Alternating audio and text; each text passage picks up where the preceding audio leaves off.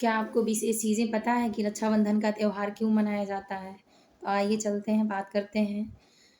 रक्षाबंधन का विशेष त्योहार जब माता सीता ने शास्त्र के अनुसार जब माता सीता अपने नाव से जाने के लिए वन में राम के साथ नैया पार कर रही थीं, केवट के साथ, तो माता सीता को कोई सहारा नहीं दिख रहा था और बहुत अंदर से विशेष परेशान थीं। बहुत सारी जिसके ऊपर विपत्ति और परेशानियाँ आती हैं या कोई भी दुःख तकलीफ़ होता है तो वो तो समझता ही है। तो इसलिए माता सीता के ऊपर भी ये विशेष बात थी कि वो घर छोड़ के वन जा रही थीं, राजकुमारी थीं, राज विशेष राजपाट की सबसे बड़ी बेटी थीं, सब कुछ देखते हुए बड़ी बहू भी थीं, इसलिए सीता का मन बहुत दुखी था और घर परिवार को छोड़ते हुए राजकुमारी कोई वन में काँटों पे चलने के लिए जा रही थी। इसलिए नदी में जाते समय नाव पे एक तिनका था, तिनका तिनका का तो कोई मोल और महत्व नहीं होता, लेकिन जब अगर नाव डूबती है तो एक तिनके का भी सहारा मिल जाए, तो वो विशेष रूप से कायम रहता है।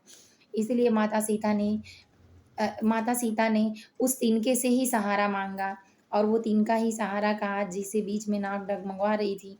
तो तिनके के सहारे से ही माता सीता ने अपने भाई रूप में उससे विशेष रूप से उसकी कृपा माँगी और सहायता करने के लिए बोली, "अरे भाई तिनका मेरी सहायता करो।"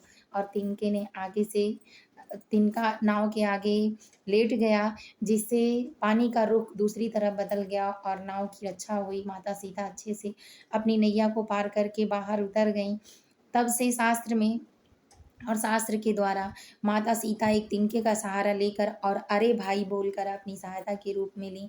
इसीलिए रक्षाबंधन के विशेष त्योहार पर इस पूर्णिमा पावन तिथि पर रक्षाबंधन का त्योहार मनाया जाता है और रेशम की डोर से ही तिनके का सहारा ही मानकर एक बहन अपने खून के रिश्ते या भाई से या जिसको अपने दिल के रिश्ते से भाई से मान लेती है और बाँध देती है, वो पूरे साल उसकी दुख-सुख और हर तरीके से सहायता करने के लिए बागडोर बंधी रहे, इसके लिए हमेशा कायम रहता है। तो रक्षाबंधन का त्योहार इसी तरह से मनाया जाता है ताकि जैसे सीता को तिनके का सहारा मिला और पार हो गईं, उसी तरह बहन पे कोई विपत्ति या कोई दुःख या तकलीफ़ बहुत विशेष तरीके से कुछ भी आए, संकट आए, तो इसीलिए मायके से भाई सहारा होता है विदाई के समय।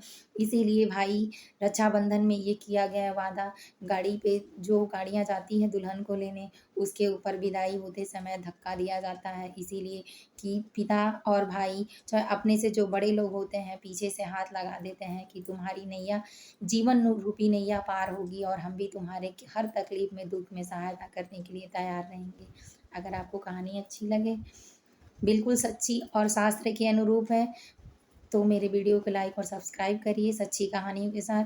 हुमायूँ और बाबर और रानी लक्ष्मीबाई और ये सब लोग तो सबको करते ही हैं, लेकिन सच्ची और अच्छी कहानी यही है, जिसके ऊपर आधारित बहुत सारी विशेष तरीके से बनाए दी जाती हैं।